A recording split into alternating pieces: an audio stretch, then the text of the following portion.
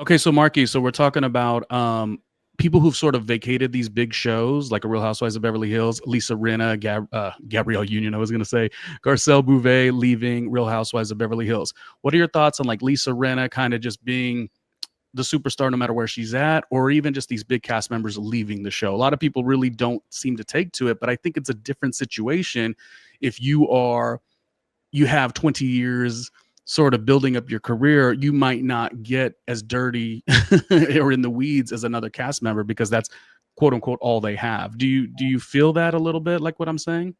Well, first of all, I mean, I knew Rinna was always going to be okay if she left the Real Housewives of Beverly Hills. I mean, I think Rinna is living literally after the Housewives of Beverly Hills her best life ever, ever. I mean, she's at every fashion show. Like the picture, she just got like this amazing brand deal with her daughter. She's getting tons of brand deals. She launched her own lip gloss and lip liner, you know, because of her big lips. Like, I think Lisa Rinna's living her best life, and I think she was strategic. I think the platform of the Real Housewives of Beverly Hills introduced her to a whole new audience that people didn't know her, but I think she has that ability to sort of constantly reinvent herself. That's the true key to success, FYI.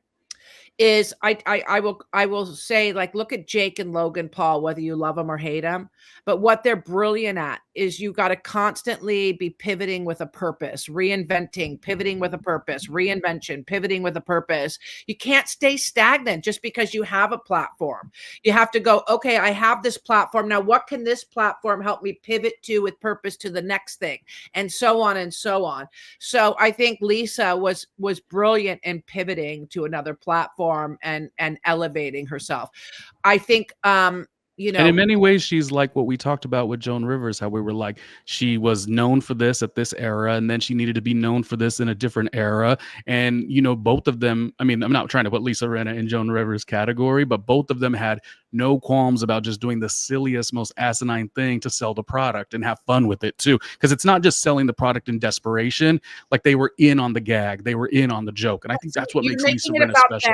It's not about them. The reason why every time they reinvented themselves for a new audience.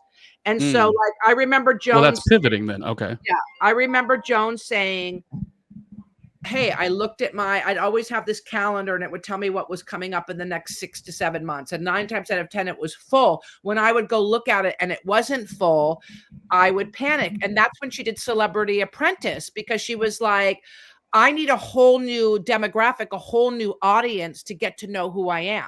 So when she won Celebrity Apprentice and she was all over the press and this and that and did the show, like, a whole new audience got to know her. For more randomness, hit the Patreon at patreon.com/randomlyronniejr. Did you remember to like, comment, and subscribe? Oh, come on, stop being so lazy. This show has no budget, but whose fault is that if you don't like, comment, or subscribe? Yeah. No, Lisa Rinna is one of a kind. And, you know, her even doing that show for as many years, it was like a treat, you know? So I wonder what they're going to do with that series, because it isn't as compelling as it used to be. You know, I don't know what you do. Do you bring in somebody who is unknown and building, or do you bring in somebody we already know? I mean, there was talks of Debbie Matenopoulos should do the show, which I think would be great.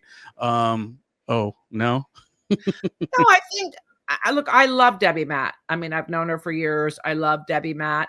You know what? I think Debbie's a Sagittarius like me. I think Debbie would infuse some fun into that show. Yeah, I think every show, or specifically that one, needs like a Carol Radswell character. Wait, what did you just say? Like, where they're not necessarily angry or frustrated or mad, but they call everyone on these like fibs and stretches of imagination. I think that's what that show needs for sure.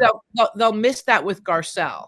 Like, Garcelle was very strategic and good about sort of another Sagittarius, you know, and she was very good about like, well, what about this? But how come this? Like, and she did it in a way that, like, she would sort of get people, like, you know, the pot little stirred, but she was still likable and had like integrity doing it. You know what I mean? And I felt like Garcelle was very tapped into like, well, the audience would want to know this, or right. I think. Were you in the popular opinion, which was it felt like a lot of commentary was like, oh, when she finally was the one in the hot seat, she just buckled.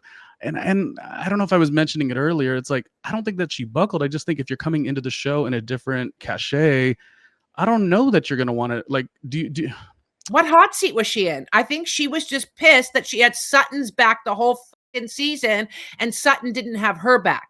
Sutton had everybody's back that didn't have Sutton's back. And so I think Garcelle was just like, this is bullshit. I don't need it anymore. Like, her acting and producing career and writing career, like her production company's doing so well. I think the brand was amazing for Garcelle's brand. But once again, I think Garcelle will survive without this platform because I think she's pivoted with purpose and I think she'll do just fine, So Erica Jane, I think, would do just fine if the show went away. I think Erica Jane has a cult following. The gays love her. You know what I mean? She's just cheeky, like, and she's weathered the storm too. She really has. Storm. It makes her real and relatable. I think Erica will do just fine.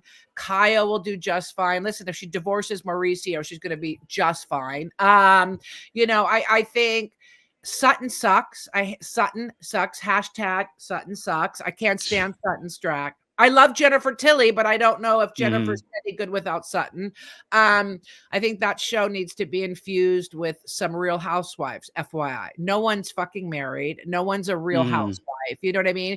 Go back to basics. Yes. Go back to basics. Get well, back. You know a lot of people. You grew up in Los They Angeles. call me all the time. They want Michelle Merkin. They want this one. They want that one. But the people that I know, would be great. I feel like she had that moment so many years ago, and then kind of did she move away or something?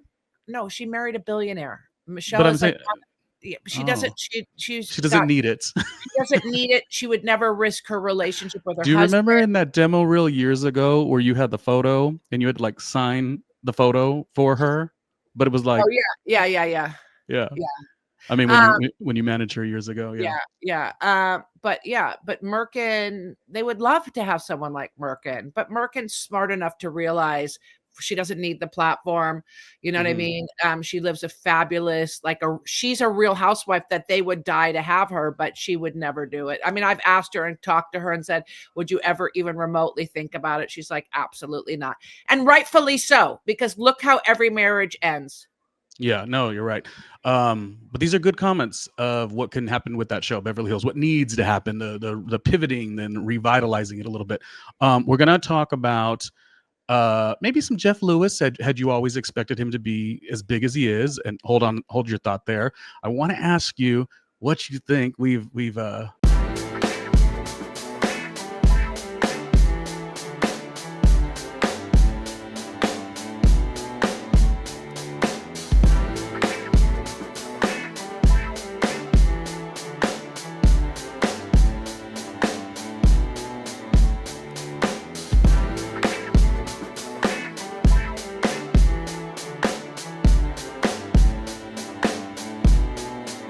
Hey, Ronnie Jr.